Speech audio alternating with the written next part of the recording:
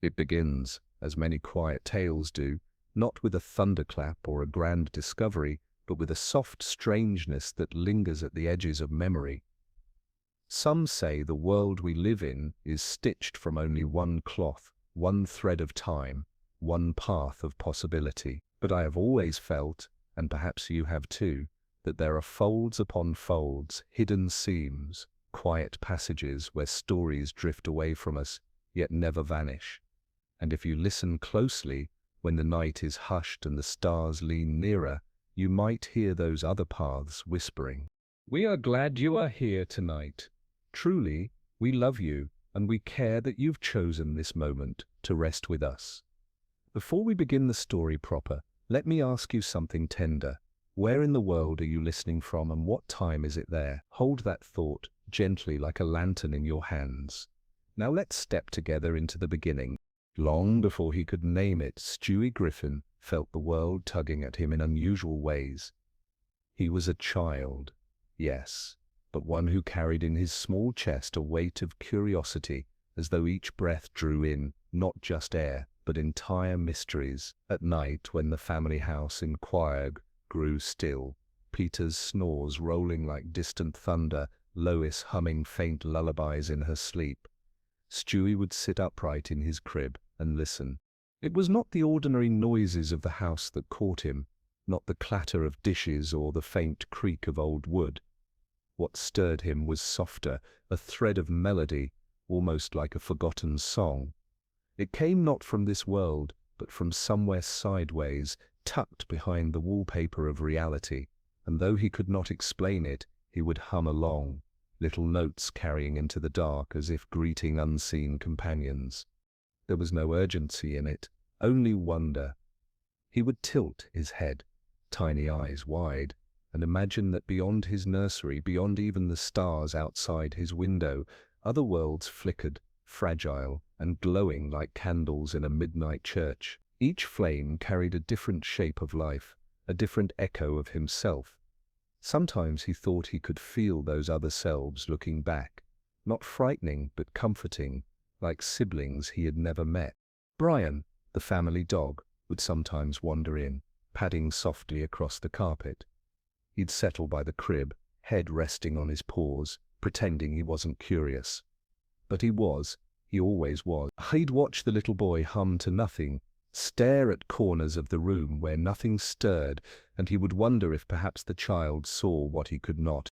One night, Stewie leaned toward him, small fingers curling through the bars of the crib, and whispered in a tone far too hushed for any adult to notice, "Do you hear it too?"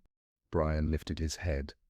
The house was silent, but something about the child's gaze, so steady, so intent, made him hesitate before answering. At last he shook his head slowly, almost apologetically, and Stewie, instead of frowning, only smiled with a softness rare for him. "That's all right. One day you will." The moment slipped into quiet and Brian drifted into sleep there on the floor. But for Stewie the night sang on. He didn't know what the song was, or why it chose him, but it curled around him like a blanket, rocking him toward dreams. It was in those earliest days that the seed was planted, the seed of strangeness, of wonder.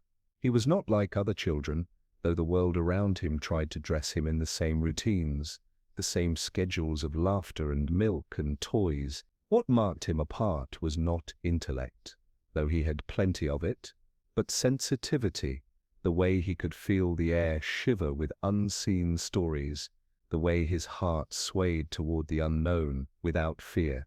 And sometimes he would stretch out his tiny hands toward the stars outside his window and murmur, "Someday I'll find you," who he was speaking to. Even he didn't know. Perhaps another self, another world, another piece of home waiting in some far-off dream. As weeks slipped into months, the melodies returned often, soft and patient. They never demanded, never rushed. They were companions rather than commands, and each time they came, Stewie felt less alone in his strangeness. One evening, as autumn air cooled the edges of the night, the The sound grew slightly louder. It was not a song this time, but a whisper, as though a story was being told, just out of reach. He leaned close, pressing his ear to the bars of the crib, eyes fluttering shut, and he caught the faintest impression that the world was not singular, but countless, that each choice branched, each heartbeat echoed outward, shaping rivers of possibility. It was too much for a child to understand, yet not too much for a child to feel, and he did feel it deep in his small chest, where wonder had already made its home. That night he dreamed. He dreamed of walking through a hallway with many doors, each painted a different color, each humming with a tune of its own. He did not open them yet. He only wandered, tiny feet padding softly, knowing without knowing that the doors would wait until he was ready. When he woke, the house was bathed in the first pale light of dawn. Brian stirred at the foot of the crib, stretching with a sleepy yawn. Stewie reached out and rested his hand gently on the dog's head. "It's going to be a long road," he whispered, though he didn't know what road he meant. Brian only wagged his tail faintly, not yet aware that his life, too, had been nudged towards something strange and tender. And so the beginning unfolded not with chaos, but with a hush. A child in a crib, a song in the silence, a dog at his side. No one else in the world knew, nor did they need to. For beginnings that matter often arrive without announcement. They arrive quietly, settling like stars upon still water. Stewie closed his eyes again, letting the morning sun warm his small face. Somewhere, far beyond the edges of what he could name, other worlds shimmered, waiting. But for now, there was no hurry, only the slow breath of a child, the steady heartbeat of a dog nearby, and the strange comfort of knowing that life was already more mysterious than anyone could guess. And with that thought, he drifted back into slumber, carrying the first notes of his journey into dreams. Every child grows in peculiar ways, yet few notice the peculiarities of their own childhood until years later, when memory has softened and the smallest details glow like lanterns in the dark. For Stewie Griffin, the unusual was not an interruption, but a companion. It walked with him quietly, like a shadow he never feared. He grew not in leaps, but in slow ripples, and with each ripple came a quirk that marked him apart. He could hear things others could not only the half-remembered melodies of distant worlds, but also the subtler hum of people's moods, when Lois would sigh at the sink, her shoulders heavy, though her voice remained cheerful. Stewie would fall silent, sensing the weight beneath her smile. When Peter laughed loudly in the living room, Stewie felt both the surface joy and the gentle loneliness buried deeper, a loneliness Peter himself would never admit. It was not intellect alone that sharpened these perceptions. It was empathy, an uninvited tenderness that lived in him. Sometimes it puzzled him. Children his age were supposed to demand, to reach and grab, to cry and wail until comfort was handed back to them. But Stewie often sat quietly, as though listening to something beneath the noise of daily life. He wasn't always patient. He had flashes of frustration, little storms that flared and passed. But even those storms had a softness afterward, a need not for conquest but for closeness. Brian, in those years, became less a guardian and more a companion in the truest sense. The dog had a restless soul, always searching for meaning in the clutter of ordinary days. He'd sit with a book, pretending to be wiser than he felt, or wander to the corner store for a drink that never filled the hollow he carried. Stewie, though still so young, noticed these things. He noticed, too, how Brian lingered in his room at night more often than he admitted, as if drawn by the strange comfort of the boy's presence. One evening, Stewie asked softly, "Do you ever feel like you don't belong to this world?" Brian chuckled, shaking his head. "All the time, kid, but not in the way you mean." Stewie tilted his head, thoughtful. Maybe belonging isn't the point. Maybe noticing is. It was a sentence far too heavy for his age, yet it slipped out as easily as breathing. Brian looked at him strangely then, not mocking, not dismissive, but with a kind of recognition, as though in that moment he realized the child's oddness was not something to be explained away, but something to be honored. In the small rhythms of life, Stewie's quirks grew like vines curling quietly along a wall. He found fascination in simple things, the drifting of clouds, the way light pooled on the floor at different hours, the hush that fell over the neighborhood just before rain began. While other children babbled or tumbled clumsily in their games, Stewie would pause, observing. He wasn't detached, nor was he above them. He was simply elsewhere, listening to the song behind the song. Lois noticed, though she could not name what she saw. Sometimes she would linger in his doorway, watching her son sitting upright in the crib, or toddling across the rug with a look of almost holy concentration on his face. She would whisper to Peter, "He's just different, isn't he?" And Peter, with his simple warmth, would shrug and smile. "Yeah, but in a good way, like a good sandwich that has something extra in it." Lois would laugh, though she didn't quite understand the metaphor. Still, she loved her son fiercely, quirks and all. But for Stewie, being different was not a crown, nor a burden. It was simply the shape of his being. And in those early years, he began to realize that his differences connected him rather than isolated him. When Meg sat at the kitchen table one afternoon, her head bowed over a book no one else cared about, Stewie noticed the way her fingers traced the page, as if hoping the words might notice her back. He did not tease her, though teasing would have been easy. Instead, he placed one of his small toys on the table, wordlessly offering company.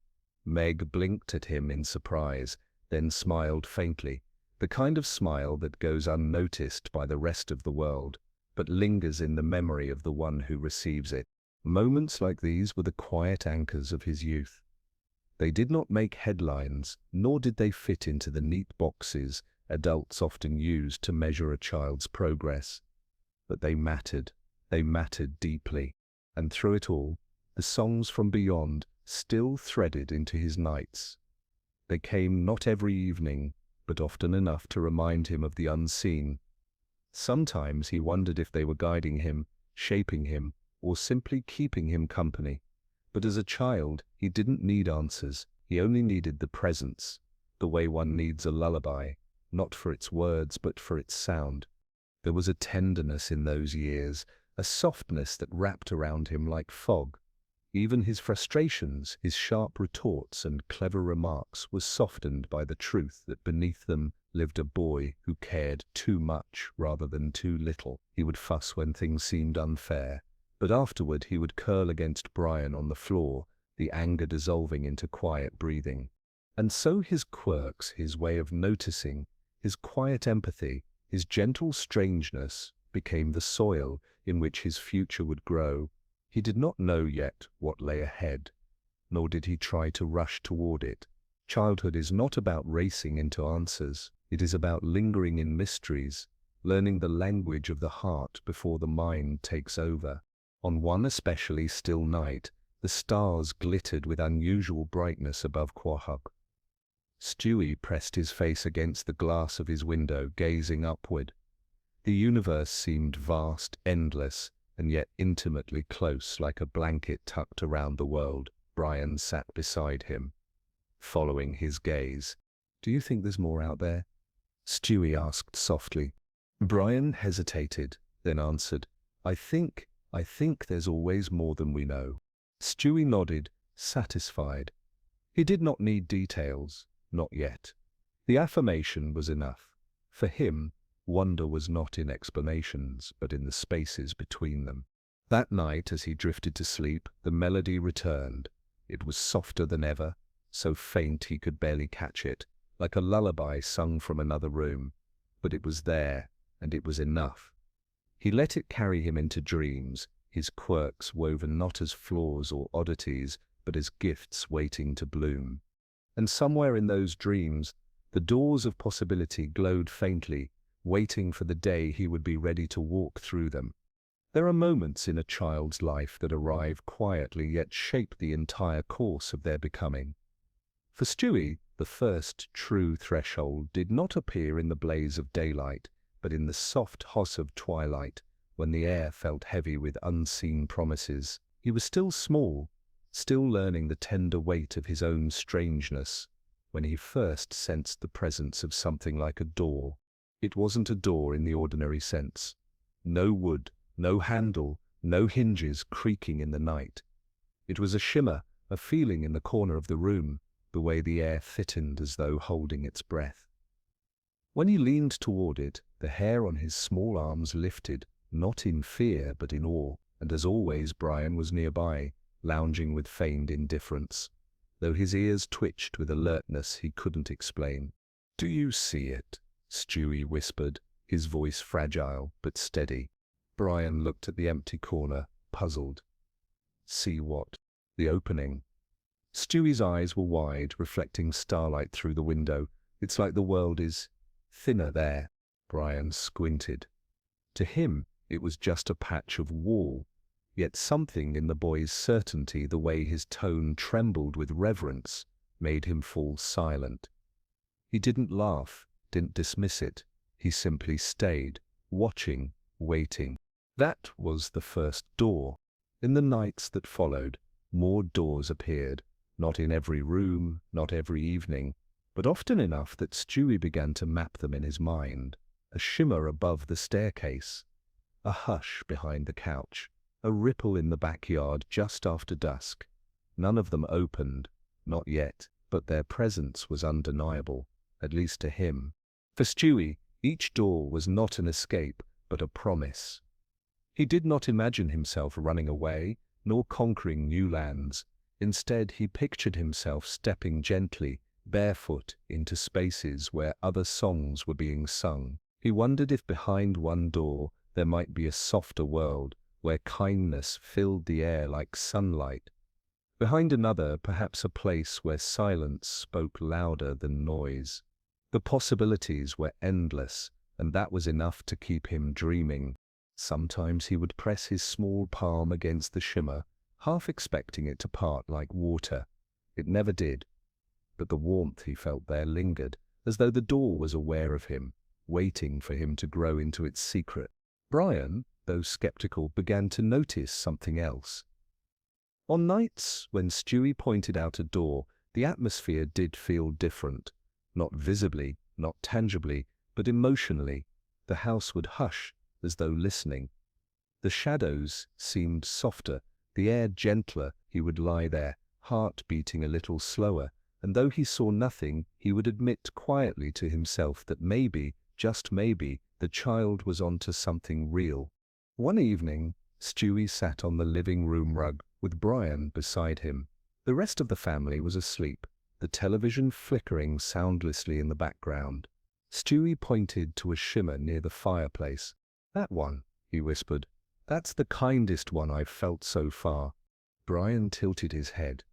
"Kindest?" Stewie nodded. "They're not all the same. Some are quiet, some are heavy. But this one, it feels like a hand reaching out, not to take, but to hold." Brian frowned softly. He didn't know how a door could have emotions, yet the way Stewie described it made something stir inside him, a memory of being held as a puppy, before the years had hardened him. He didn't say anything, but he lay closer to Stewie that night, comforted by the presence of something neither of them could name. Over time, the motif of doors became part of Stewie's private language. He would hum when one appeared, the note slow and careful, as if matching the rhythm of its pulse. Brian began to recognize the hums, distinguishing which belonged to which door. A low hum for the quiet ones, a lilting hum for the softer ones, a steady, patient hum for the ones that felt like they were waiting the longest. It was not a game, not an obsession. It was a companionship, as real as any friendship. The doors were never threatening, they were simply there, like clouds drifting across the sky, reminders that the world was larger, stranger, and more tender than most people believed. And so, childhood unfolded with these unseen companions. Days passed in ordinary rhythms. Breakfasts, Small frustrations, cartoons, humming on the television. But the nights held their secret shimmer. It was as if Stewie lived in two layers of reality, the one everyone else saw and the one that sang softly only for him. One night, as winter snow fell thick and silent outside, Stewie sat by his window, gazing at a shimmer that hovered faintly above the yard. "Do you think," he asked Brian, "that there's another me out there? Another you?" Brian exhaled, a cloud of breath in the cold room. "If there is, I hope he's doing better than I am." Stewie turned, studying him with a seriousness far too deep for his small frame. "I think he's the same as you, searching, wondering, wanting to belong. That's why the doors matter. They show us we're not alone, even in our loneliness." Brian didn't answer. His throat felt thick, though he didn't know why. Instead, he rested his head against the boy's crib, closing his eyes, and though he still couldn't see the shimmer outside, he could feel it, faint, like the warmth of a candle in another room. That was enough. The first door never opened. None of them did, not yet. But their presence changed everything.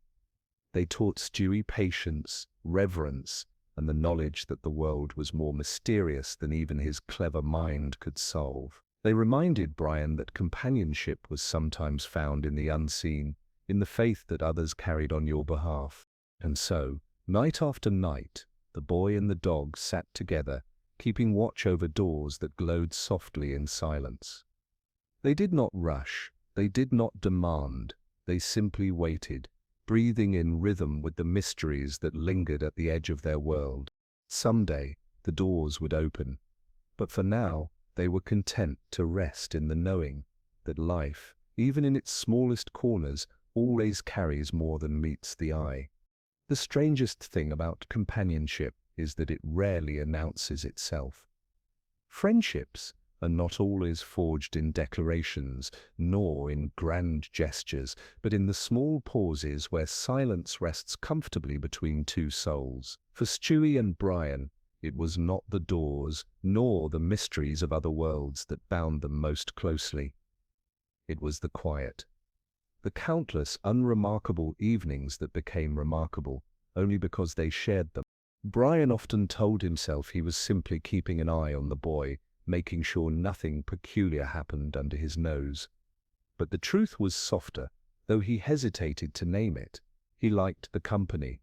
He liked the way the child's presence made the night feel less empty. In a world where he often drifted, restless and uncertain, Stewie's steady curiosity anchored him.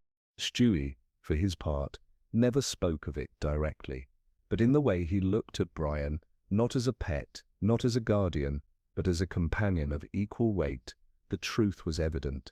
He trusted him in the small, unspoken way children sometimes trust the moon to keep watch at night.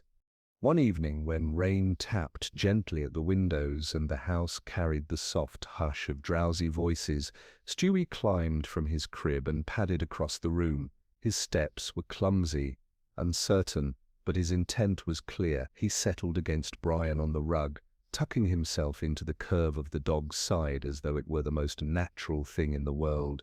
Brian stirred, blinking down at him. "What are you doing?"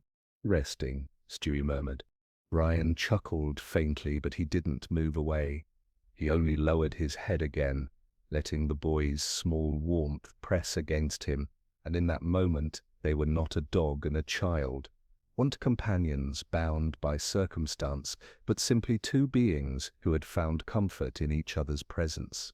These were the bonds that shaped Stewie more than any shimmered doorway ever could.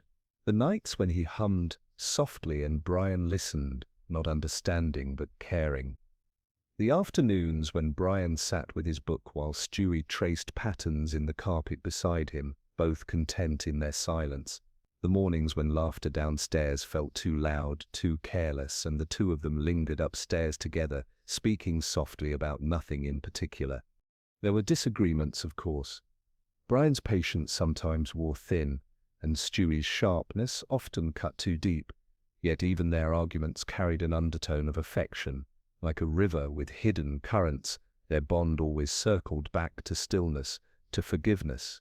One afternoon, when the family bustled loudly in the kitchen, Stewie tugged on Brian's ear and asked, "Why do you stay here? Why not leave if you don't feel you belong?"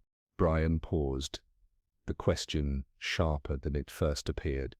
He thought of all the times he had considered leaving, the loneliness that followed him, even into crowded rooms, the dissatisfaction that made him restless. He could have given a clever answer, a deflection, but looking into the boy's expectant gaze, he chose honesty. "Because," Brian said slowly, "sometimes I think belonging isn't about a place, it's about a person." Stewie blinked. Considering this, he didn't reply, but later that night, as they sat in the glow of the fireplace, he leaned his head against Brian's shoulder. He didn't say thank you. He didn't need to. The gesture spoke loud. The bond deepened in other ways too. Brian, though reluctant, began to notice how much he relied on Stewie's presence. When the nights felt too long, when the weight of his own doubts pressed heavy, he would wander into Stewie's room, almost unconsciously, and always, without fail, the boy would look up from whatever dream he was halfway into and simply smile at him, a small knowing smile that said, "I see you. Stay as long as you like." Stewie, in turn, found in Brian a kind of stability no one else in the house could give him. Lois loved him, yes, but her love was a mother's, bright, busy, sometimes distracted. Peter was affectionate, but clumsy, often lost in his own noise. Brian, though imperfect, gave him the one thing he craved most: presence. Not constant attention, not endless chatter, just presence. A body in the room, a heart nearby. It was during one of these evenings, when the air outside was thick with summer warmth, that Stewie confessed something he had never said aloud. "I don't always understand the songs," he murmured, eyes half closed, "but they make me feel less alone." Brian, lying beside him, nodded slowly. "I don't hear them, but when you talk about them, I kind of feel what you feel. Maybe that's enough." Stewie considered this, then whispered, "It is." And so their companionship became not just a matter of shared space, but shared feeling. Stewie's world was strange, filled with melodies and shimmers no one else could perceive. But in Brian he found someone willing to walk beside him anyway, even if he couldn't always see the same sights. That willingness, that quiet loyalty, was its own kind of magic. Time slipped by in these quiet moments, each one layering upon the next until they formed the foundation of something larger. Neither of them named it friendship, though that was what it was. Naming it didn't matter. Living it did. Sometimes when the doors shimmered faintly in the corners of the room, Stewie would glance at Brian and say softly, "One day you'll see them too." And Brian, instead of dismissing the thought, would reply, "If I don't, that's okay. I'll just stay close to you when you walk through." It was a promise disguised as casual words, but Stewie understood. He always did. The bond between them was not forged in fire or danger, nor in moments that would impress anyone else. It was made of whispers, of shared silences, of the unspoken vow that neither of them would face their strangeness alone. And so, in the stillness of those nights, the boy and the dog leaned closer, each finding in the other what the rest of the world could not provide. Companionship that was not loud, not flashy, but steady. A companionship that would follow them, even when doors finally opened, even when worlds beyond worlds revealed themselves. For now, though, they rested, and rest, in its quiet simplicity, was enough. The world was never still for long, even in its quietest hours, when the family lay asleep and the air outside the windows hummed with the soft rhythm of night. Stewie felt the tremors of something vast pressing at the edges. The shimmering doors had been whispers before, faint outlines glimmering only in moments between sleep and waking. But now, as the days passed, the whispers grew stronger. It began with a subtle change in the air. Stewie would sit with Brian in the nursery, building towers out of blocks, when suddenly the space around them would bend in a way that felt both strange and fouler. Shadows would ripple where no movement had occurred. Corners of the room would blur, like water stirred by a hand unseen. And then for a heartbeat, Stewie would glimpse another version of the same nursery, a flicker layered over reality, as though he had stepped between two overlapping dreams. At first, Brian noticed only the boy's stillness. Stewie would pause mid-motion, eyes fixed on something just beyond reach. His fingers would tremble slightly, as though holding onto both the real and the unreal at once. "What is it this time?" Brian would ask, setting down his book, and Stewie, in a tone almost reverent, would whisper, "It's changing. The doors are opening wider." Brian didn't press for details. He had learned that sometimes the best way to understand was to listen, not to interrogate, and so he sat with him, letting silence stretch between them, offering steady presence when words felt too small. The multiverse, though Stewie did not yet name it so, was unfolding around him like the petals of a flower. Each shimmer was not just a door, but a song, a chord in a vast farming he could almost comprehend. He heard echoes of laughter that was not quite his own, voices that carried the cadence of his but spoke different truths. He saw rooms that resembled his own nursery, but arranged differently, lit by suns of stranger hues. Sometimes he would hear Brian's voice doubled, the Brian of here steady and warm, and the Brian of elsewhere sharper, lonelier, or lighter with joy. These voices braided together until they hummed inside his chest. It should have frightened him, but it didn't. The strangeness carried no malice.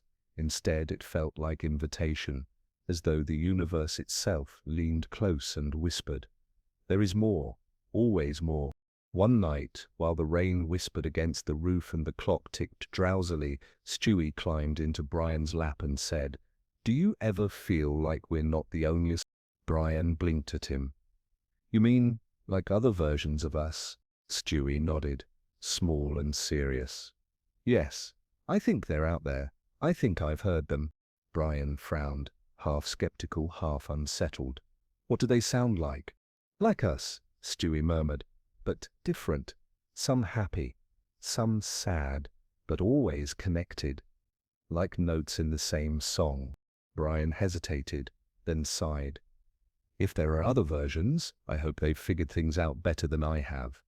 Stewie pressed closer, resting his small hand against Brian's paw. "Maybe they're saying the same thing about you." The thought lingered between them, not heavy, but gentle, for in that quiet nursery, the idea of countless selves wandering countless paths didn't feel overwhelming. It felt oddly comforting, as though no matter the outcome of this life, somewhere else there would always be another chance, another story. The multiverse came in waves after that.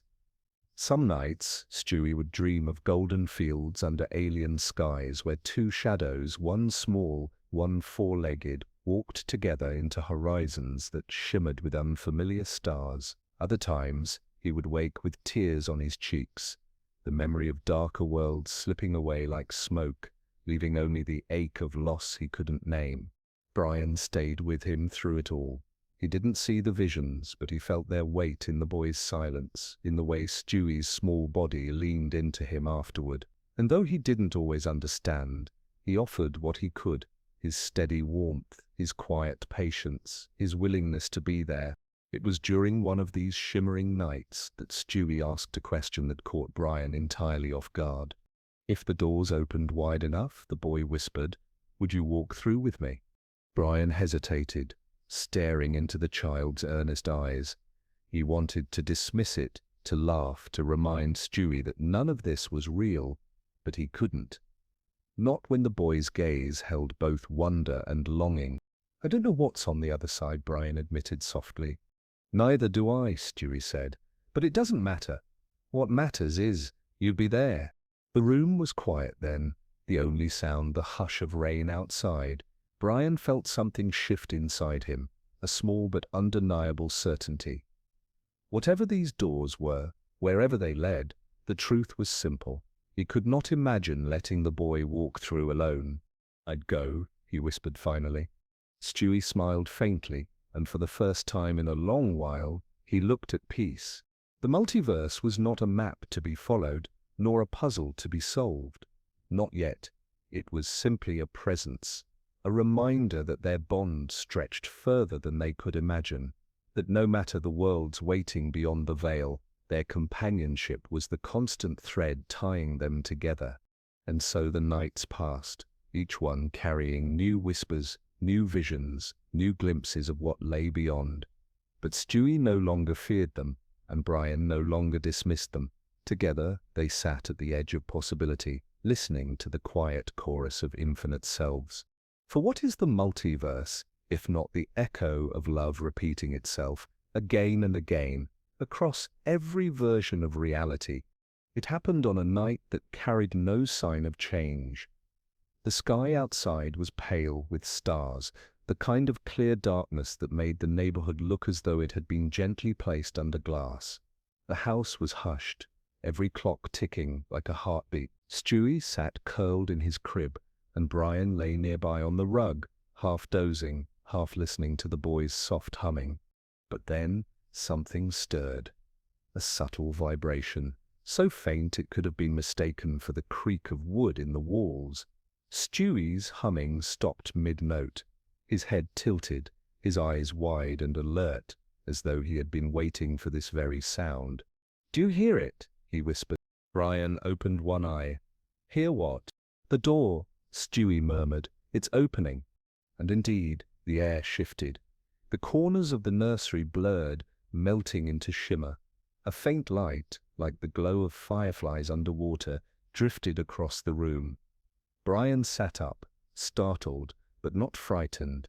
Somehow, the glow was too gentle, too tender, to bring fear.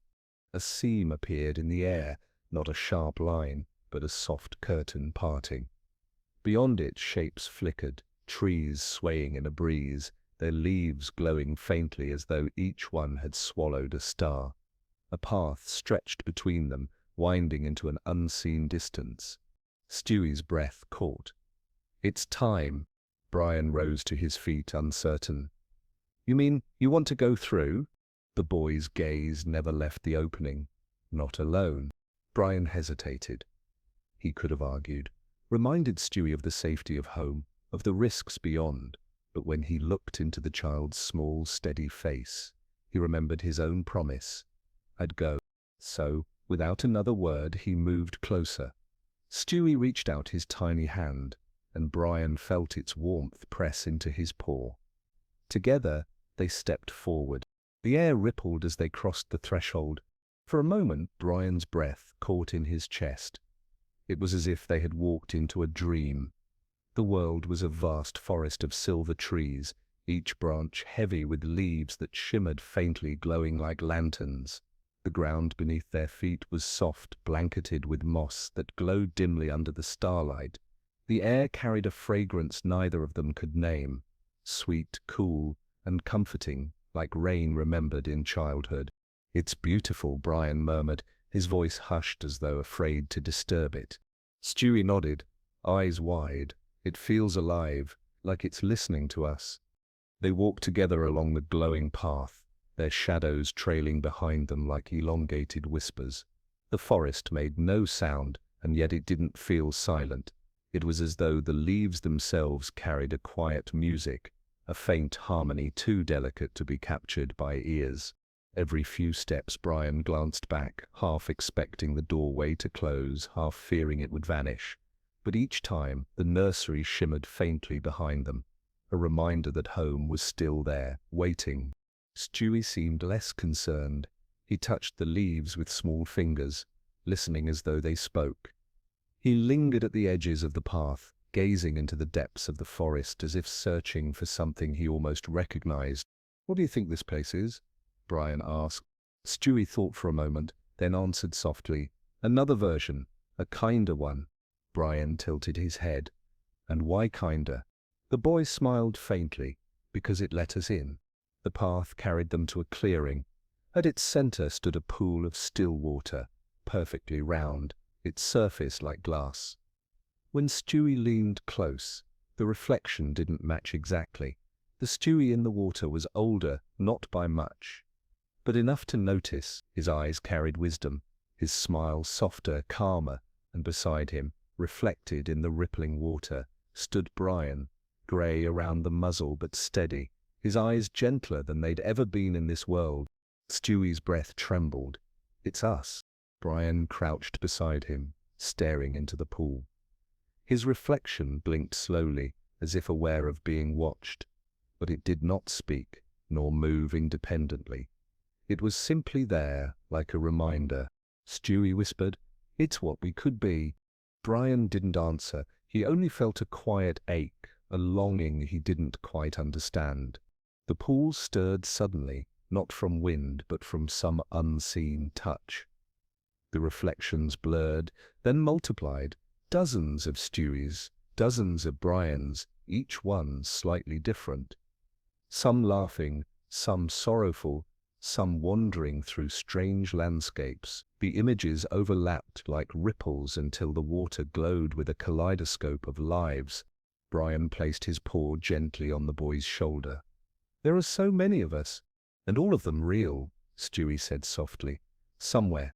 They stayed there for a long while, neither speaking, simply watching. The visions in the water faded slowly, returning to stillness, leaving only their present reflections staring back. Finally, Brian broke the silence. "Do you think we'll see them again?" Stewie leaned against him, eyelids heavy. "Yes, but not tonight." Tonight was only the beginning. The forest seemed to agree. A soft breeze passed through, stirring the glowing leaves until they shimmered like constellations. The pool reflected the gentle light, holding it steady, as if promising that this first crossing would not be the last. Brian exhaled, tension draining from him. He realized that for the first time in a long while, he felt no urgency, no gnawing worry, only calm. The kind that comes when you know you're exactly where you need to be, even if you can't explain why. Stewie's small voice murmured against him, already half asleep. "Wherever we go together." Brian smiled faintly. "Yeah, kid, together." And as the boy drifted off in his arms, Brian gazed once more at the silver trees, the glowing leaves, the infinite stillness of the forest.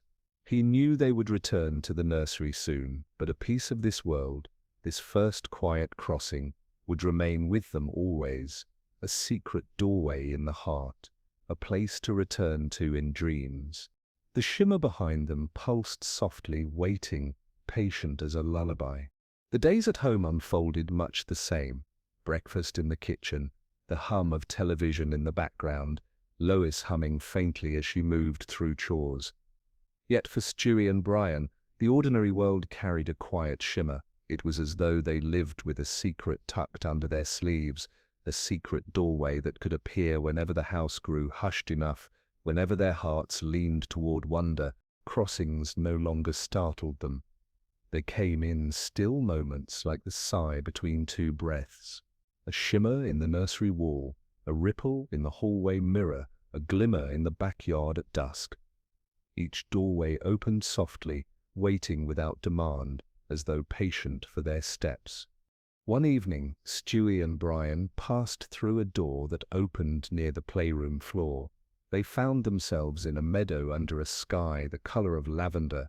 The grass swayed with a faint glow, each blade tipped with silver light. Tiny creatures fluttered between the flowers, not birds, not insects, but something in between, their wings carrying faint melodies as they moved. Stewie crouched low, mesmerized. "It's like walking inside a lullaby." Brian sniffed the air, which smelled faintly of honey and rain. "It doesn't even feel real," but it was real enough to walk through, real enough for Stewie to reach out and let one of the glowing winged creatures land gently on his hand. It hummed softly, then drifted away. The boy smiled faintly, and Brian caught a rare expression of pure, unguarded wonder in him, an expression free of cynicism or sharp edges. They stayed until the lavender sky deepened into indigo, then followed the shimmer back home. No fanfare, no farewell, just a quiet step from one world to the next, as though slipping between verses of a song. Another night, the doorway opened into a vast library, but the shelves held no books. Instead, each space contained bottles of glass glowing from within. Stewie lifted one carefully and saw tiny scenes flickering inside. A boy learning to ride a bicycle, a woman humming to a newborn, a man planting a tree in spring soil. Memories preserved like fireflies. Their lives, Stewie whispered. Memories someone loved enough to keep.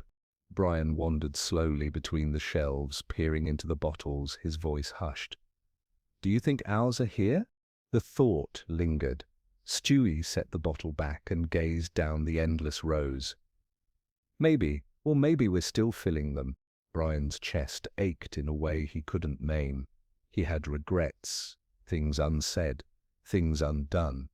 But standing in that library he felt something stir, not judgment, but gentleness, as the shelves themselves whispered. There is still time. They returned home once more, stepping into the familiar nursery, the hum of the baby monitor waiting like an old friend. The journeys continued like this, soft, unhurried.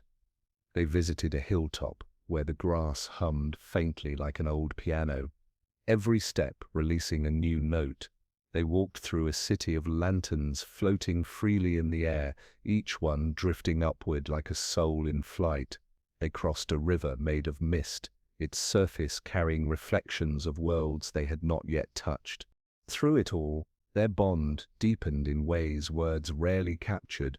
Stewie began to reach for Brian's paw without hesitation, as though the contact steadied him against the strangeness, and Brian, though still puzzled by the reality of it all, found himself strangely comforted. Each crossing, each soft wonder, quieted something restless inside him. One night, after wandering a world where the stars hung so low they could almost brush them with their hands, Stewie spoke softly as they sat together on a glowing hillside. Do you think anyone else knows about these paths? Brian looked at him, thoughtful. Maybe, or maybe they're not meant for everyone. Stewie tilted his head. Why us then? There was no answer, but Brian said gently, maybe because we needed them. The boy considered this, then leaned against him, eyelids heavy.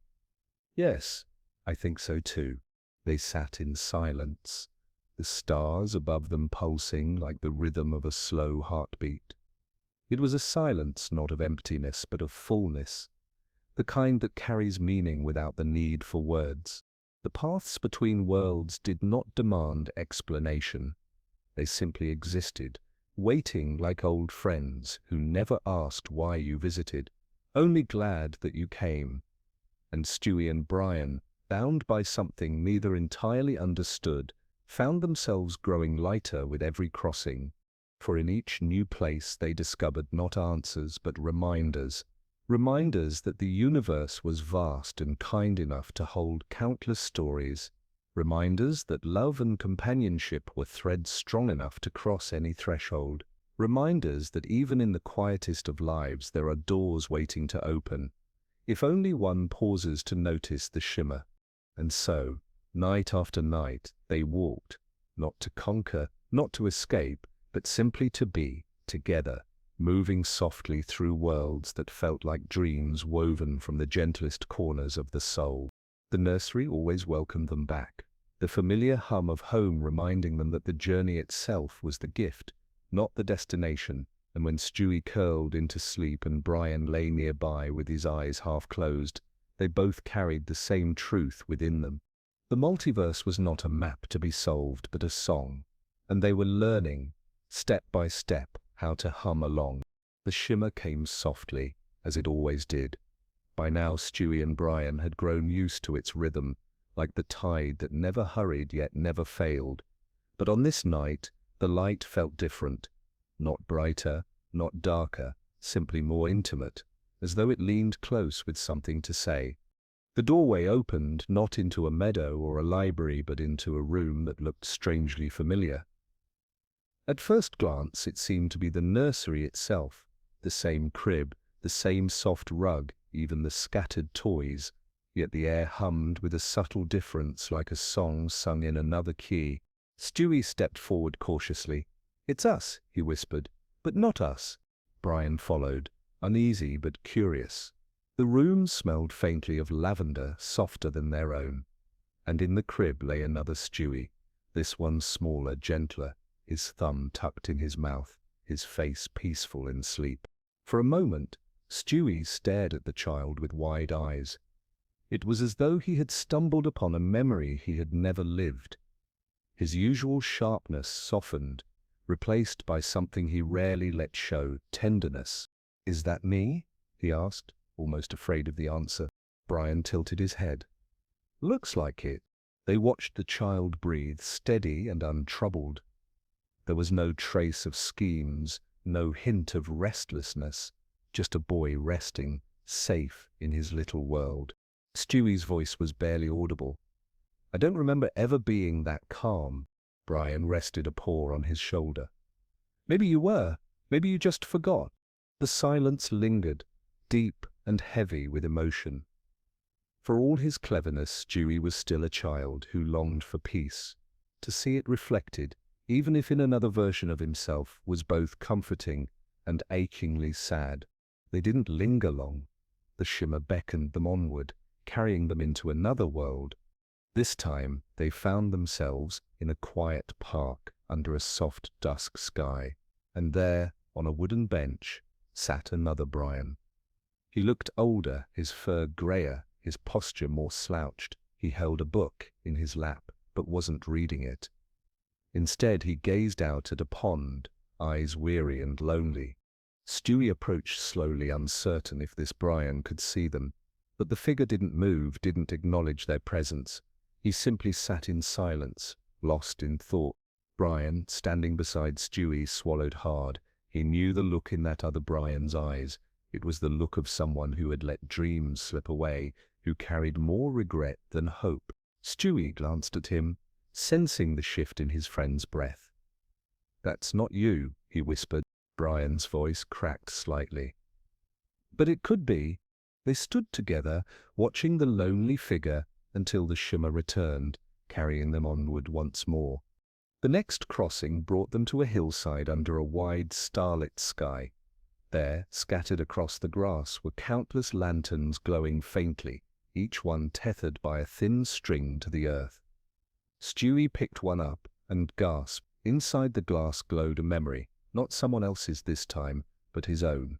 A moment of laughter with Brian on the couch, a simple day made special by presence alone. Brian lifted another lantern and saw himself curled on the rug, Stewie asleep against his side. His throat tightened at the sight. He hadn't realized that such small moments could glow so brightly when held apart from the noise of daily life. "These are ours," Stewie said, his voice reverent. "Little pieces of us." They lingered there for a long time, walking among the lanterns, touching the quiet proof that even their ordinary days carried a beauty worth remembering, and with each step, both felt lighter, not because the crossings gave them answers, but because they reminded them that their bond mattered in ways they hadn't always recognized.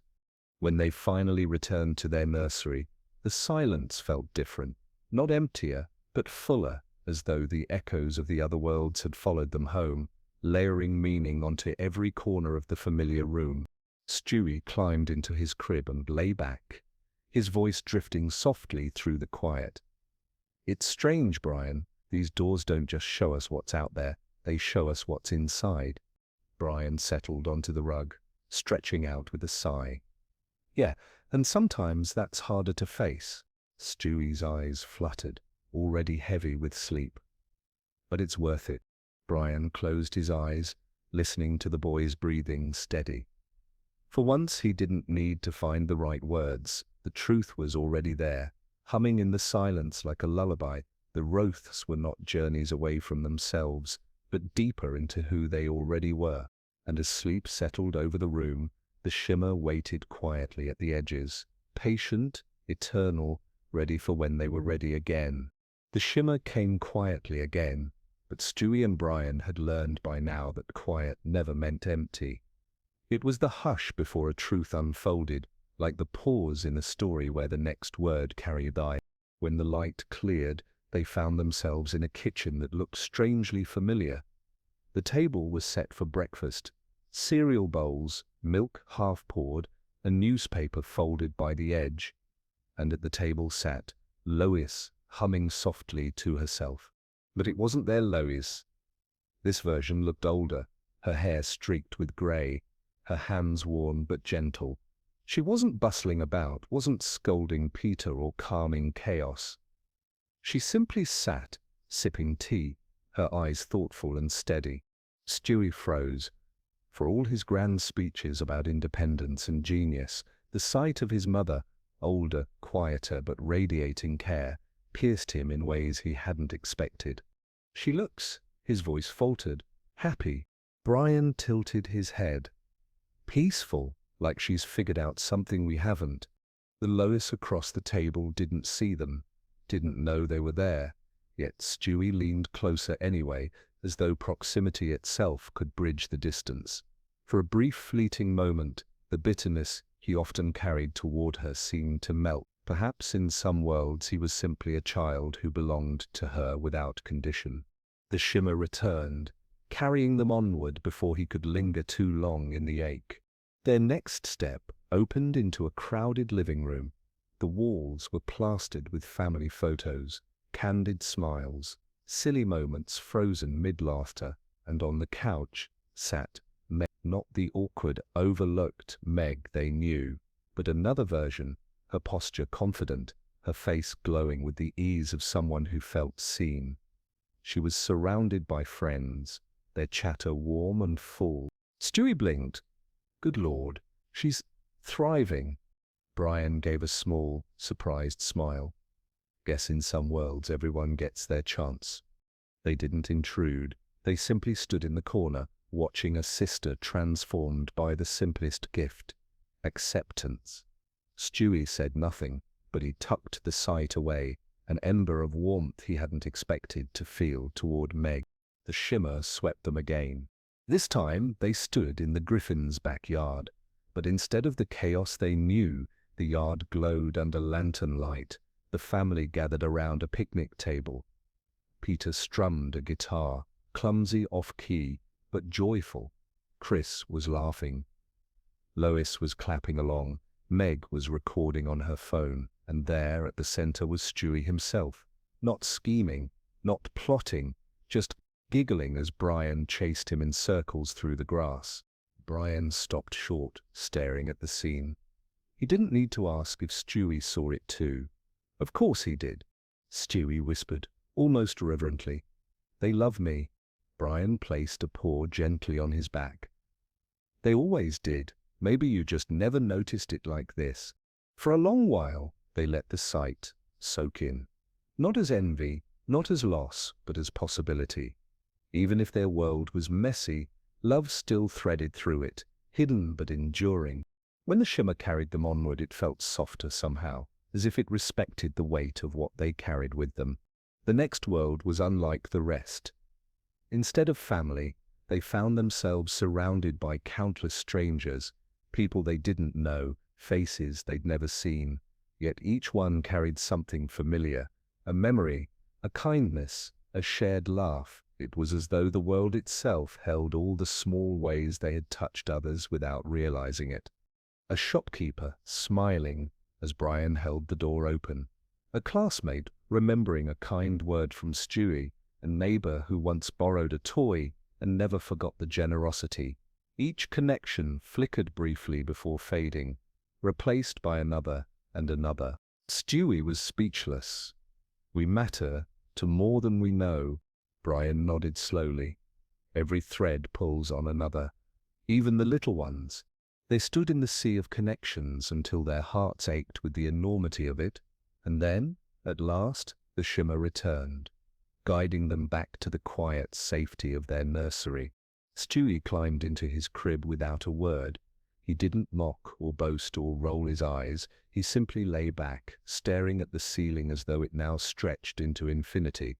Brian curled on the rug, resting his head on his paws. "You okay?" Stewie exhaled softly. "I used to think power was what bound worlds together, but it isn't. It's threads. Invisible, fragile, and stronger than anything I've ever built." Brian smiled faintly, closing his eyes. "Yeah, and the best part is, you don't have to weave them alone." The room fell into silence, but it wasn't empty. It was thick with the echoes of laughter, warmth, and connection that had followed them home. And though neither said it out loud, both knew the truth. The crossings weren't just showing them possibilities, they were showing them love in all its forms, broken, imperfect, but unbreakable. The shimmer lingered faintly at the edge of the room, as though nodding in agreement. The shimmer arrived later than usual that night, lingering at the edge of the room as if deciding whether they were ready. Brian lifted his head, ears twitching. Stewie, half dozing in his reb, opened one eye and muttered, "Well, don't keep us waiting. Let's have it." The light unfolded, not soft and inviting this time, but sharp and crystalline. When it cleared, they found themselves standing in a vast hall lined with mirrors. Each one gleamed with an uncanny brightness, and not just their faces, but their pasts. Stewie approached the nearest mirror. At first, he saw himself as he was, small, brilliant, impatient. But then the image shifted. The mirror showed him shouting at Lois, belittling Meg, scheming with coldness in his eyes. It lingered on the sharpness of his words, the wounds he had left without noticing. He recoiled. This is nonsense, mere illusions. But the mirror didn't waver. Instead, it showed him Brian, standing beside him, enduring the sharp jabs, the sarcastic remarks, and beneath it all, the hurt Brian had sometimes hidden. Stewie turned away quickly, but the next mirror caught him. This one showed what could have been, a life where his brilliance turned to cruelty, where the hunger for control stripped away tenderness. A version of himself so cold it frightened even him. Brian walked slowly through the hall, his own reflections blooming in the mirrors. Some showed kindness, rescuing Stewie, comforting Meg, small acts of loyalty, but others cut deeper, moments of arrogance, dawdenness, words spoken carelessly that had left scars. He sighed, his voice low. "Guess we don't get to skip the ugly parts." Stewie tried to make a quip, but the words caught in his throat. For once silence seemed more honest. The shimmer pulsed again, and the mirrors shifted. This time, they didn't show the past but the paths untaken. One reflection showed Stewie choosing warmth instead of distance, laughter instead of cynicism. One showed Brian committing to something or someone instead of drifting away. Brian tilted his head. "It's not just showing us what we were, it's asking what we could still be." Stewie frowned, but softer now. Possibilities heavier than I expected. They lingered in that hall, not rushing, each reflection pulling at them like threads of memory and choice. At last, the shimmer drew them forward into another space entirely.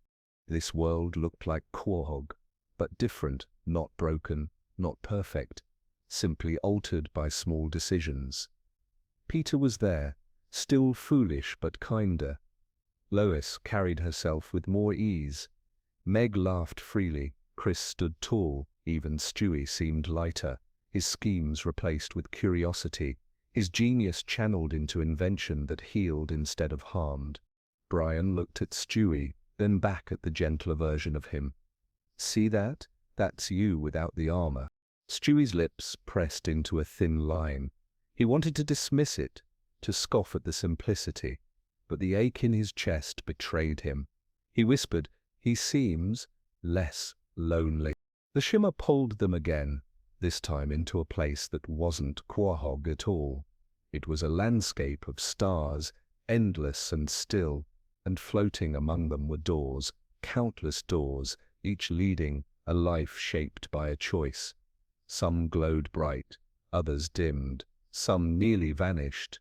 Stewie approached one door. Inside, he glimpsed himself as an adult, respected and admired, but utterly alone.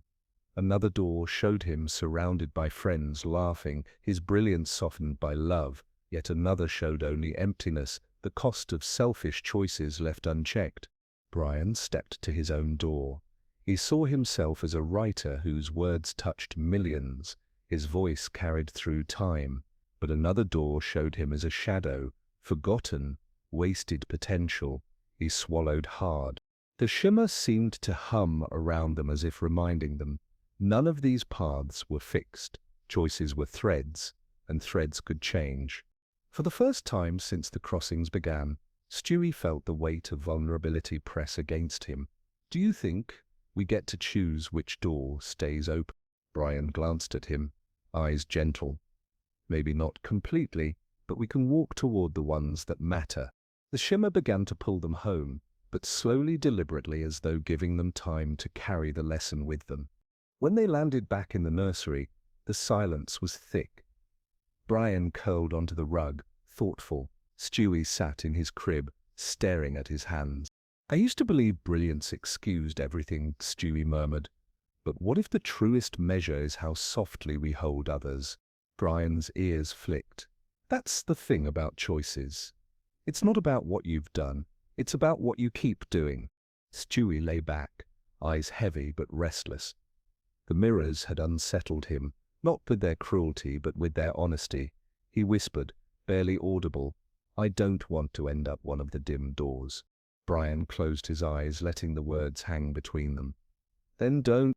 And with that, the room fell into a quiet that was not empty but alive, full of mirrors unseen, doors unopened, and the slow, steady courage to choose differently tomorrow.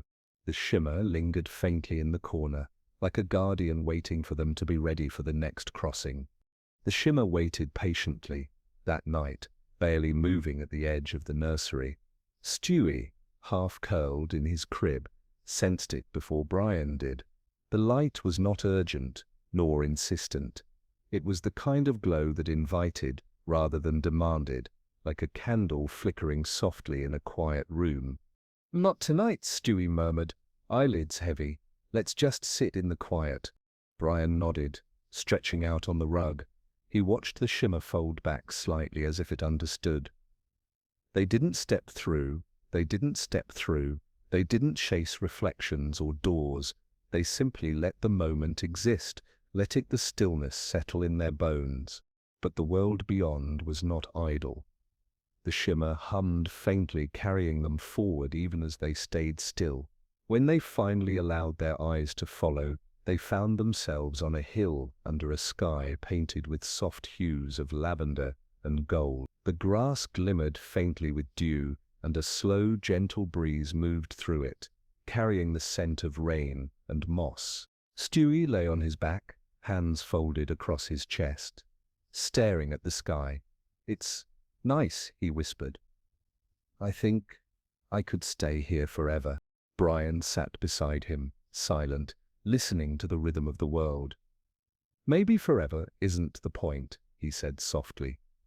"Maybe it's the space between the moments you remember when you're back home." Stewie tilted his head. "You mean the little pauses?" "Yeah," Brian murmured. "The ones that feel like nothing but actually carry everything." They lay together for a while, the hush of the world seeping into their bones. The shimmer danced faintly at the edge of the hill, as if content with their quiet presence. No doors opened, no mirrors reflected, no choices weighed heavily, just soft light, gentle wind, and the slow pulse of being alive. Stewie hummed a quiet tune, a soft lullaby he had invented, its notes carrying across the hill. Brian listened, ears twitching, feeling the boy's small vibrations of thought and emotion. The hum of creativity and curiosity. He realized that the lullaby itself was a crossing, a passage from noise into calm, from worry into rest. "This is enough," Stewie said after a long while, letting his words drift on the breeze. Brian nodded. It's always enough when you're here. The shimmer, as if acknowledging their acceptance, shifted slightly, revealing a series of gentle lights floating above the hill. Each light carried a memory, a laugh shared, a hug given, a kind word offered. They hovered, almost imperceptibly, before fading into the sky. Stewie watched them go. Even when we're not in another world, it's all still here, isn't it? Brian gave a quiet, approving grunt. It's in us, in the choices we've made, and in the people we care about. That's the thing that travels with you. It never leaves. They closed their eyes, letting the warmth of that thought fill them. The shimmer lingered a final moment before retreating, folding its quiet luminescence into the night sky. The hills softened into shadow, the dew glimmering faintly before it dissolved into darkness. When Stewie finally moved, it was with a gentle stretch and a soft yawn. "We should go back," he said quietly. "Our world is still waiting." Brian stood, brushing himself off, feeling the weight of calm settle over him like a blanket. "Yeah, but we can carry a piece of this with us." Stewie climbed carefully onto his shoulders for a final glance at the glowing hilltop, a peace and a promise. That we remember to rest. When they returned to the nursery, the ordinary hum of home felt warmer, more alive. The baby monitor beeped softly, the house carried the quiet rhythm of safety, and the edges of the day settled gently against them. Stewie curled into the crib, tugging the soft blanket up to his chin. Brian laid nearby, ears resting against the rug. There were no visions pressing, no lessons to be solved, only the slow breathing of home, the soft exhale of a day that had carried them far, and the comforting reminder that wonder need not always be chased. Sometimes it simply waits, quietly glowing at the edge of awareness. Stewie whispered into the calm, "Thanks, Brian, for everything." Brian's eyes were half closed, voice warm but tired. "Always, kid, always." And as sleep claimed them both, the shimmer remained in the corner, faint and patient. Not a door to another world, not a mirror of choices, but simply a quiet presence, humming in harmony with their hearts.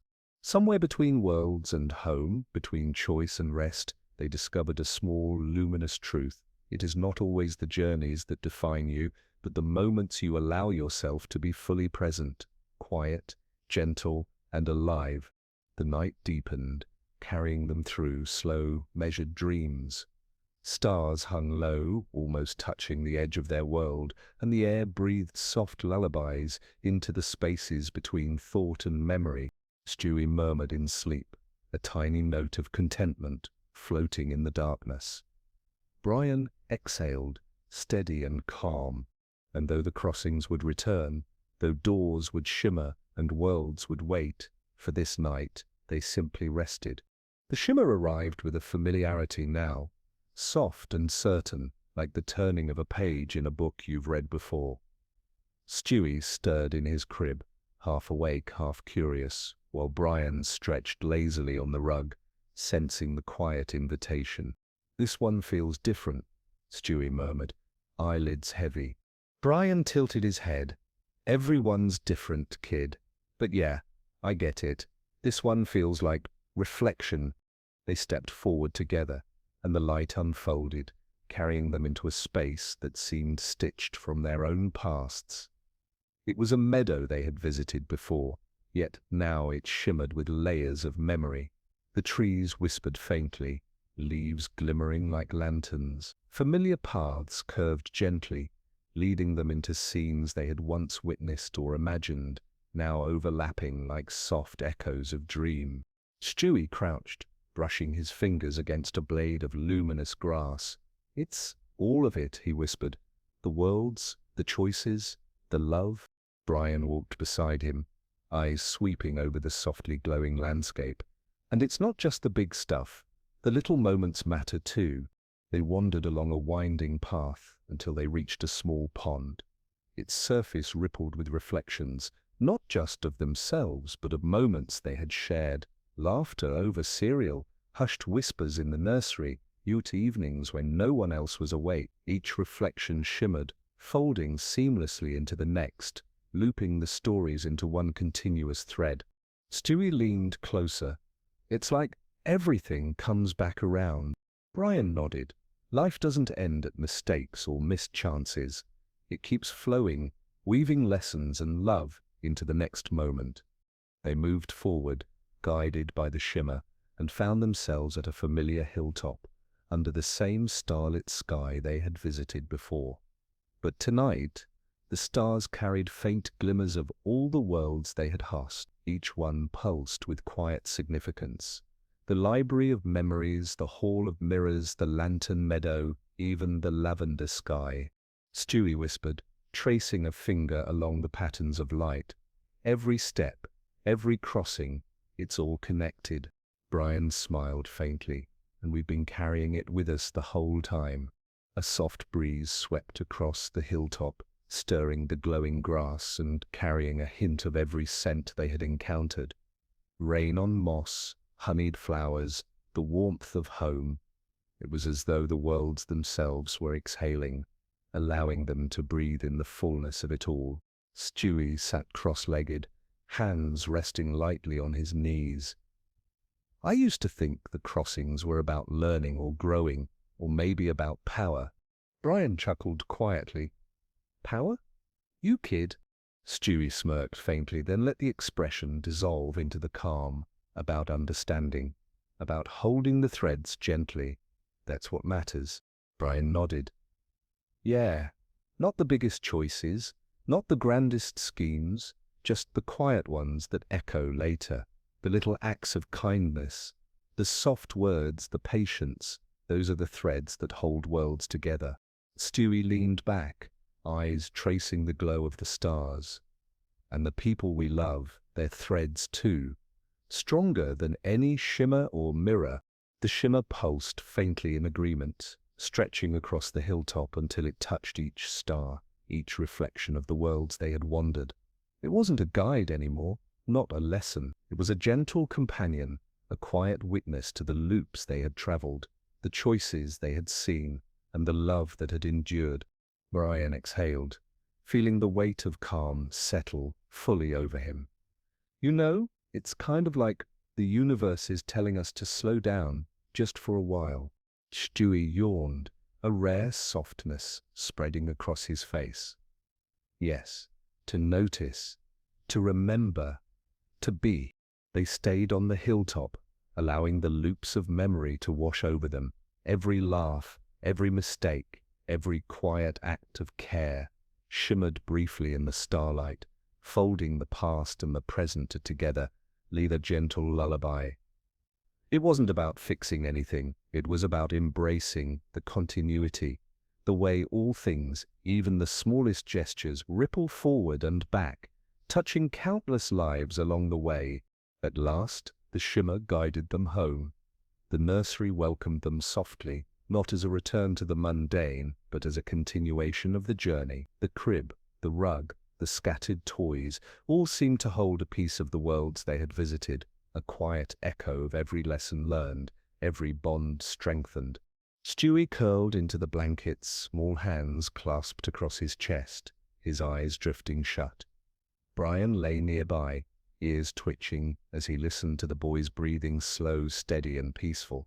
Before the shimmer fully faded, it lingered a moment longer, as if granting one final reminder that all the crossings, the mirrors, the threads of choice, and the loops of memory were theirs to carry forward, not as burdens but as gifts. Quiet, glowing proof that they were part of something larger, something enduring. Stewie murmured in a voice, barely audible, "It's beautiful, even when it's hard." Brian tilted his head, voice soft and reassuring. "It always is. That's the secret. Noticing it and carrying it with you." The night deepened, wrapping the nursery in a slow, protective calm. The shimmer disappeared quietly, leaving only a faint glow in the corner, a gentle echo of the worlds and memories it had carried them through. And as sleep claimed them both, the echoes of their journeys settled into the corners of the room, threading softly through their dreams, the laughter, the lanterns, the mirrors, the tender connections, all looping gently into one quiet song. Stewie's last whispered thought, drifting on the edge of consciousness. We'll keep walking, together, always. Brian's exhale was slow, warm, steady. Always, kid, always. The room hummed faintly, a lullaby for those who travel through worlds not to conquer, but to learn how to rest within them. The shimmer had become part of the nursery now, not an intrusion, not a mystery, but a quiet companion. Stewie and Brian sensed it before they saw it, a soft pulse at the edge of awareness, like the lingering warmth of sunlight on a cool morning.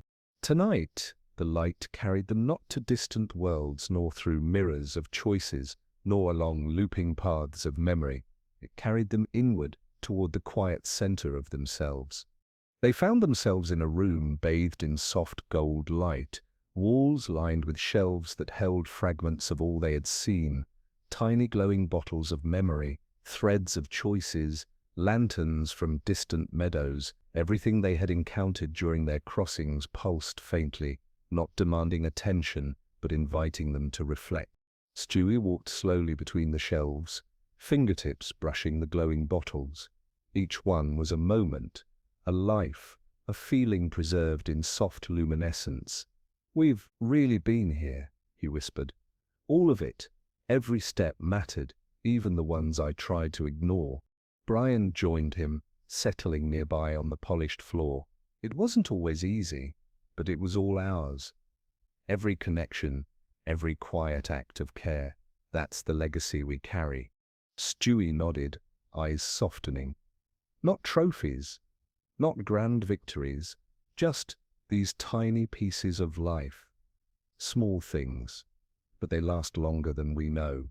They lingered there, walking slowly, touching bottles and lanterns, letting the soft glow seep into their hearts.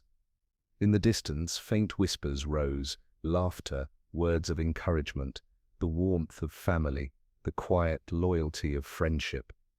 It was all there, folding gently into the golden light. Stewie paused at a shelf and lifted a single bottle. Inside, a small scene shimmered. Him and Brian sitting quietly on the couch, sharing a moment of unspoken understanding. No fanfare, no adventure, no triumph, just presence. He held it carefully, marveling at its simplicity. Brian watched him, a faint smile tugging at his lips. "The simplest moments are the strongest," he said. "They linger, they echo." Stewie returned the bottle to its place, feeling a gentle warmth in his chest. "I get it now. Power doesn't matter. Schemes don't matter. But love, kindness, patience, those are eternal." Brian's eyes softened, and he nodded. "Exactly. And the best part, they don't disappear when the shimmer fades. They stay with us, in here," he tapped his chest lightly, "and in the people we care about." The shimmer pulsed one last time, as though agreeing, and in its gentle rhythm, Stewie felt a calm, unlike any he had known. No urgency, no schemes, no pressure to be anything but himself, just quiet, steady presence. They moved to the center of the room, and the walls of shelves began to fade, leaving only the soft gold light and each other. The air carried a faint, comforting hum, the sound of worlds and memories folding neatly into a gentle exhale. Stewie lay down on the soft floor, blanket curling around him like a hug. "Do you think we'll ever stop crossing?" he murmured. Brian settled beside him, tail brushing the rug, eyes half closed. "We'll keep walking in our own way, but even if the crossings pause, the lessons stay. They live inside us, and I can always remember them." The shimmer, faint now, lingered at the corner of the room like a friend who doesn't speak, but who simply waits. Stewie's voice drifted into the calm. "I feel full, not with adventure or knowledge or even excitement, just full of everything. All the little threads, all the quiet moments." Brian exhaled softly. "That's what it's about. That's what matters." The golden light wrapped around them, warm and unhurried. The nursery's hum mingled with it, carrying the gentle rhythm of a world that waits patiently, filled with love, memories, and care. Stewie's eyelids drooped, a contented smile ghosting his lips. "It's strange," he murmured. "I always thought I needed to do something big to matter. But now, I think I just need to be here, be present. That's enough." Brian let the words settle, letting the quiet swell between them. Always enough, especially when we're together. And in that soft golden glow, the shimmer finally faded completely, leaving only a quiet exhale, a lingering heartbeat of the worlds they had wandered and the love they had carried. Stewie yawned, snuggling into his blankets. Brian lay nearby, chest rising and falling in gentle rhythm. The night was still, but it carried with it the echoes of their journey. Lanterns floating in distant meadows, stars reflecting choices and memories, whispers of laughter, moments of unspoken understanding, and threads of love woven between them all. Stewie's voice, barely a whisper now, drifted toward Brian. "Thanks for being with me. Always." Brian replied softly, "Thanks for letting me. Sleep well, kid. Everything's going to be okay." The nursery held them gently. Outside, the world was quiet, safe, and filled with faint, enduring wonder. And somewhere, in the folds between worlds and memory, the shimmer waited patiently, knowing that Stewie and Brian had learned the most important truth. It's not the crossings, the choices, or the adventures that define a life, but the quiet love and care threaded through every moment. Stewie exhaled one last time, soft and peaceful. Brian rested beside him, steady and calm. And with that, he stretched into the stars. "Thanks for spending this time with us. Sleep well. Everything's going to be okay, man." The nursery was quiet, bathed in a faint, lingering glow from the shimmer that had visited so often. Stewie stirred slightly in his crib, eyelids fluttering as if half aware of the world's waiting quietly just beyond the nursery walls. Brian lay nearby, ears twitching, chest rising slowly in the rhythm of calm. Tonight, the shimmer returned not to whisk them away, but to hold space, a gentle companion reminding them that even in stillness there is movement, and even in silence there is resonance. Stewie shifted, hands tucked under his chin. "I wonder," he murmured, "if all the crossings we've seen, if they're still happening somewhere, even when we aren't looking." Brian smiled softly. Maybe the worlds keep moving, and we just rest while they do. That doesn't make them any less real." Stewie's gaze drifted to the ceiling. He pictured the lanterns, the mirrors, the doors.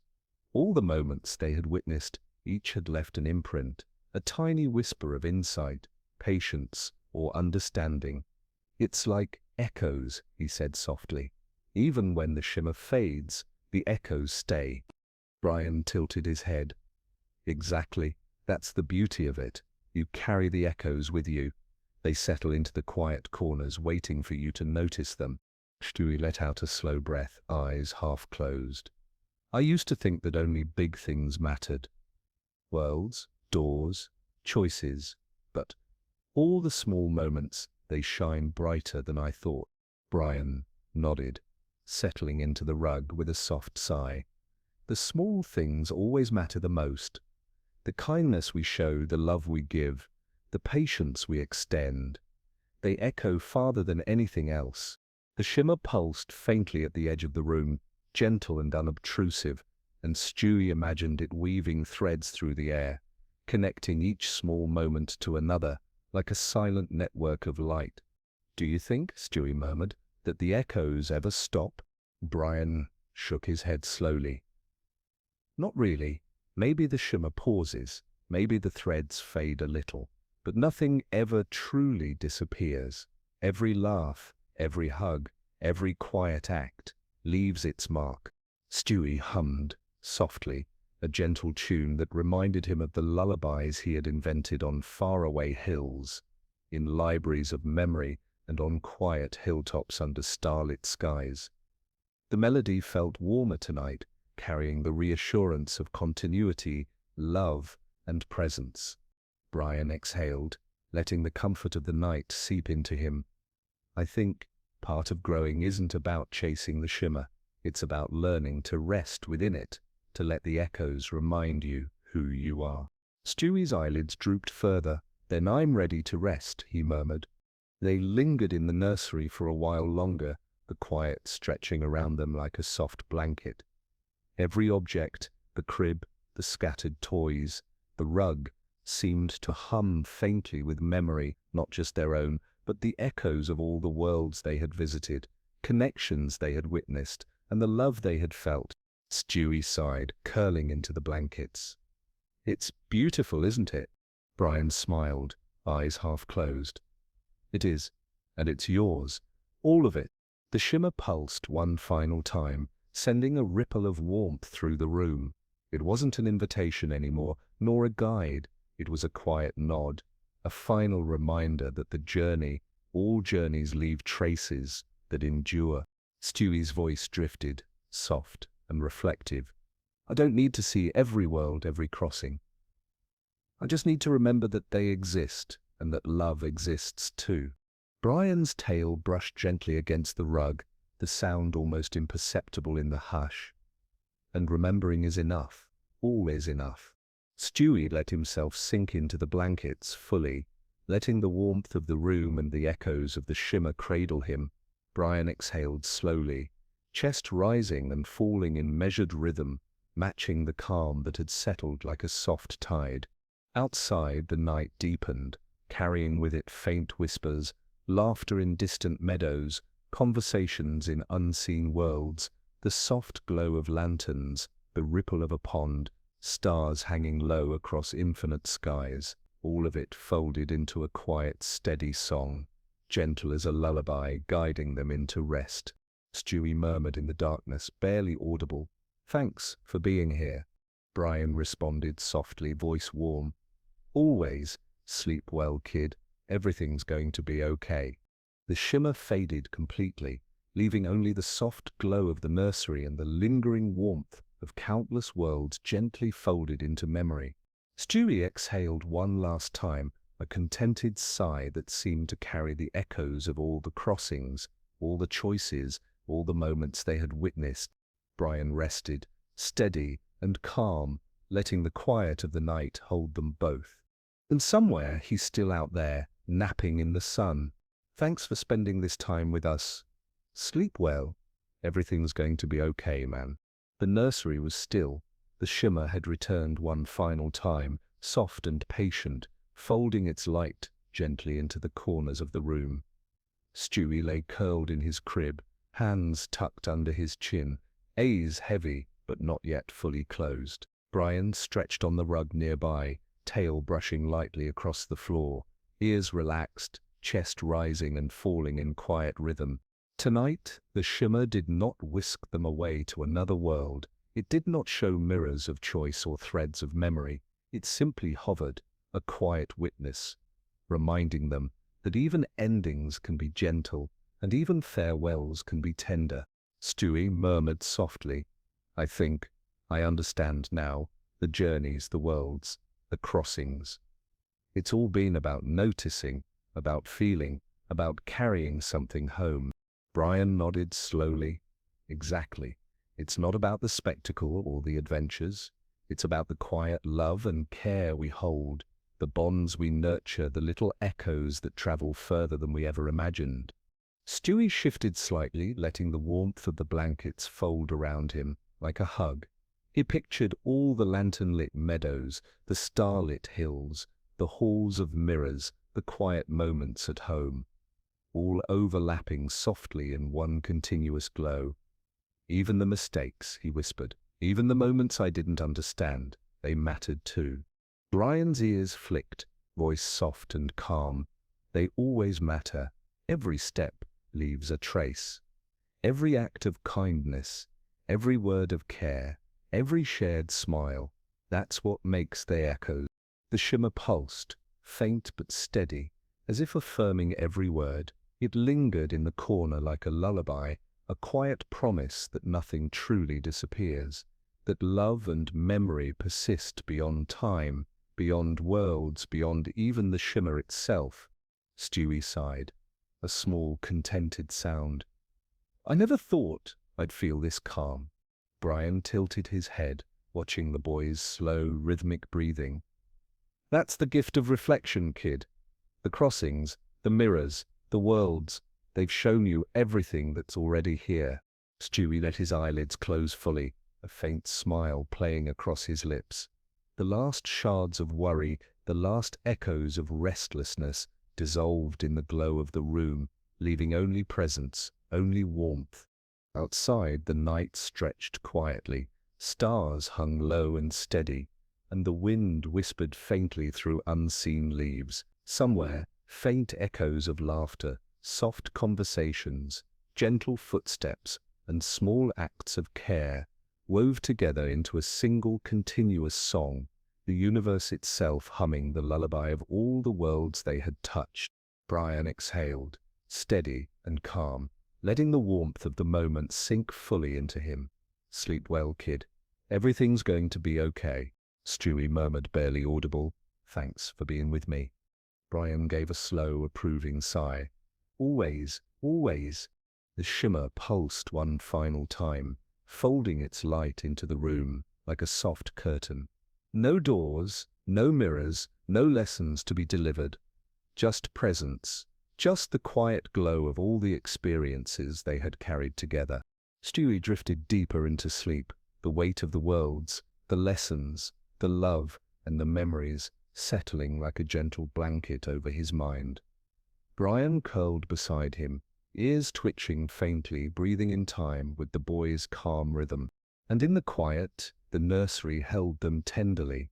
Every toy, every rug, every blanket seemed to hum softly, echoing the lessons and the care they had collected through countless crossings. Even the shadows of the roar felt like gentle guardians, keeping watch over the two companions as they rested. Stewie exhaled, small and content, drifting into a dreamscape where lanterns glimmered on distant hills, mirrors reflected moments of laughter and learning, and every thread of love he had encountered glowed softly. Brian's voice, low and warm, seemed to mingle with the hum of the night. No matter where the shimmer goes, no matter what the worlds bring, these moments, these echoes, this love, they're yours forever. Stewie's last thought, soft and barely spoken. I'll remember, always. Brian shifted slightly, tail brushing lightly against the floor, letting his own last thoughts linger in the calm. And I'll be here, always. The shimmer folded gently into the night, leaving the room in quiet gold light. There were no crossings tonight, no mirrors, no choices to weigh, only the steady heartbeat of home, the quiet warmth of love, the gentle, unhurried exhale of a story well lived. Stewie lay completely still now, fully at peace. Brian rested, calm and steady, and outside the window, the world breathed slowly, carrying with it faint traces of all the worlds, all the journeys, all the threads of care and connection that had shaped them. And somewhere he stretched into the stars one final time, basking in the quiet wonder of everything he had learned, everything he had felt, and everything he had carried home. Thanks for spending this time with us. Sleep well. Everything's going to be okay, man.